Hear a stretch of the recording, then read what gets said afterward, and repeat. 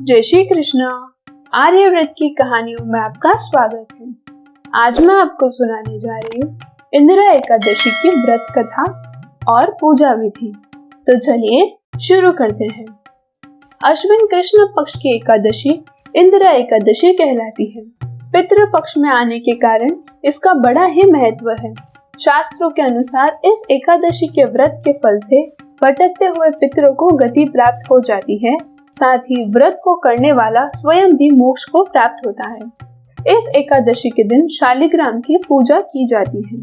प्राचीन काल में सतयुग के समय में महिष्मति नाम की एक नगरी में इंद्रसेन नाम का एक प्रतापी राजा धर्म पूर्वक अपनी प्रजा का पालन करते हुए शासन करता था। वह राजा पुत्र, पौत्र और धन आदि से संपन्न और विष्णु का परम भक्त था। एक दिन जब राजा सुख पूर्वक अपनी सभा में बैठा था तो आकाश मार्ग से महर्षि नारद उतरकर उसकी सभा में आए। राजा उन्हें देखते ही हाथ जोड़कर खड़ा हो गया और विधि पूर्वक आसन व अर्घ्य दिया। सुख से बैठकर मुनि ने राजा से पूछा कि हे राजन, आपके सातों अंग कुशल पूर्वक तो है, तुम्हारी बुद्धि धर्म में और तुम्हारे मन विष्णु भक्ति में तो रहता है।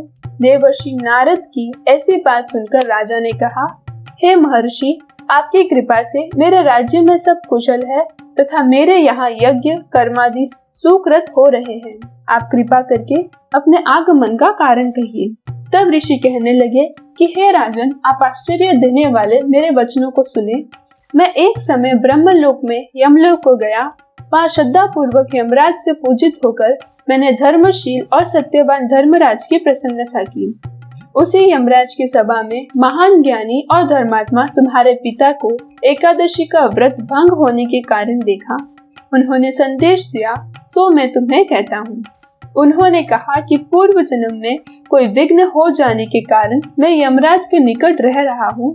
सो हे पुत्र, यदि तुम अश्विन कृष्ण इंदिरा एकादशी का व्रत मेरे निमित्त करो तो मुझे स्वर्ग की प्राप्ति हो सकती है।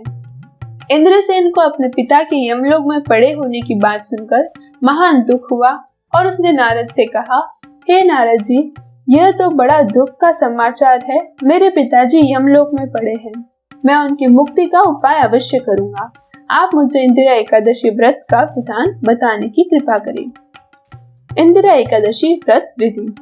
नारद जी कहने लगे, अश्विन माह की कृष्ण पक्ष की दशमी को प्रातःकाल श्रद्धा पूर्वक स्नान आदि से निवृत्त होकर पुनः दोपहर को नदी आदि में जाकर स्नान करें। फिर श्रद्धा पूर्वक पितरों का श्राद्ध करें और एक बार भोजन करें। प्रातःकाल होने पर एकादशी के दिन दातुन आदि करके स्नान करें। फिर व्रत के नियमों को भक्ति पूर्वक ग्रहण करता हुआ प्रतिज्ञा करे कि मैं आज संपूर्ण भोगों को त्याग कर निराहार एकादशी का व्रत करूंगा। हे अच्युत, हे पुंडिकाक्ष, मैं आपकी शरण हूँ, आप मेरी रक्षा कीजिए। इस प्रकार नियम पूर्वक शालिग्राम की मूर्ति के आगे विधि पूर्वक श्राद्ध करके योग्य ब्राह्मणों को फलाहार का भोजन कराए और दक्षिणा दे। पितरों के श्राद्ध से जो बच जाए उसको सूंघ कर गौ को दे तथा धूप, दीप, गंध, पुष्प, निवेद आदि सब सामग्री से ऋषिकेश भगवान का पूजन करे। रात में भगवान के निकट जागरण करे।